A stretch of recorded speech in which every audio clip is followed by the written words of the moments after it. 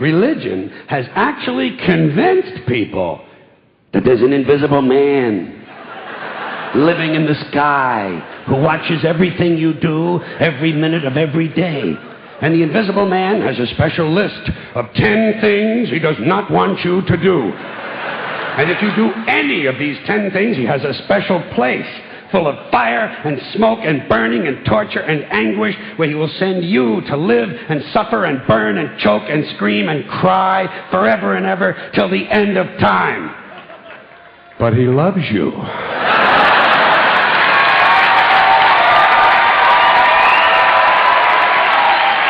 He loves you.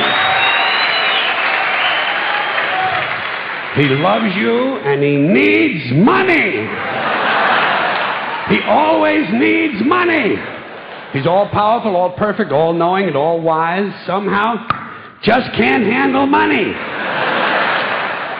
Religion takes in billions of dollars. They pay no taxes, and they always need a little more. Now, you talk about a good bullshit story. Holy shit.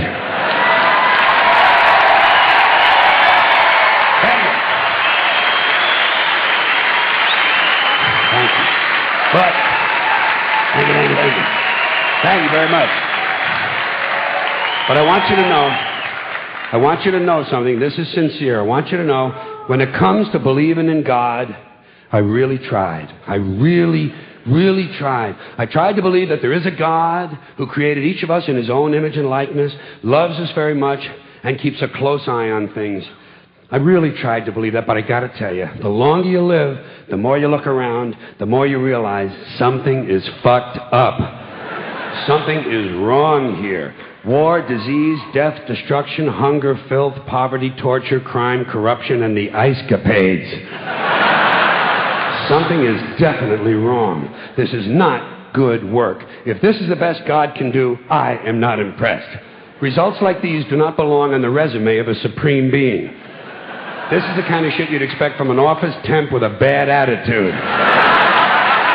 And just between you and me, in any decently run universe, this guy would have been out on his all-powerful ass a long time ago. And by the way, I say this guy because I firmly believe, looking at these results, that if there is a God, it has to be a man. No woman could or would ever fuck things up like this.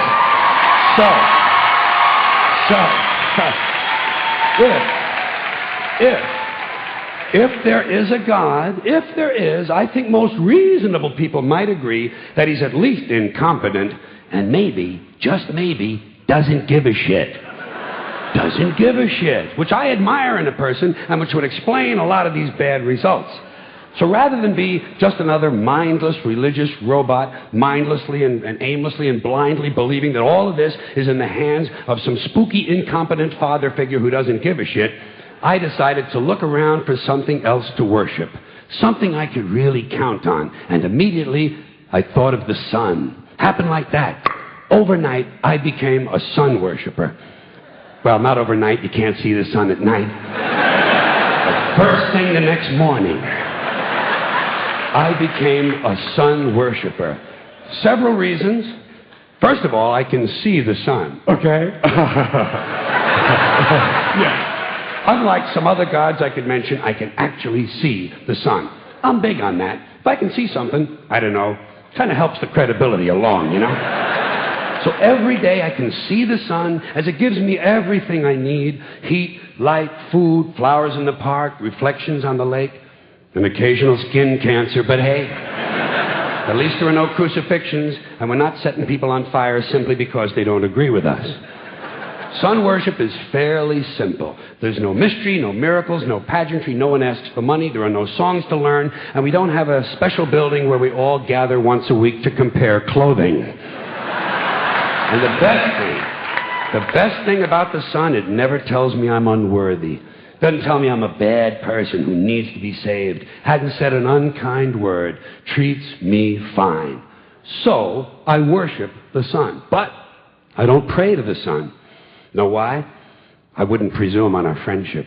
It's not polite. I've often thought people treat God rather rudely, don't you? Asking, trillions and trillions of prayers every day, asking and pleading and begging for favors. Do this, give me that, I need a new car, I want a better job.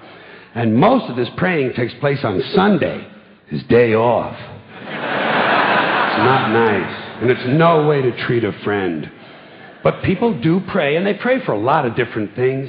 You know, your sister needs an operation on her crotch. Your brother was arrested for defecating in a mall. But most of all, you'd really like to fuck that hot little redhead down at the convenience store. You know, the one with the eye patch and the club foot. Huh? Can you pray for that? I think you'd have to. And I say, fine, pray for anything you want. Pray for anything. But what about the divine plan? Remember that? The divine plan. Long time ago, God made a divine plan. Gave it a lot of thought, decided it was a good plan, put it into practice. And for billions and billions of years, the divine plan has been doing just fine.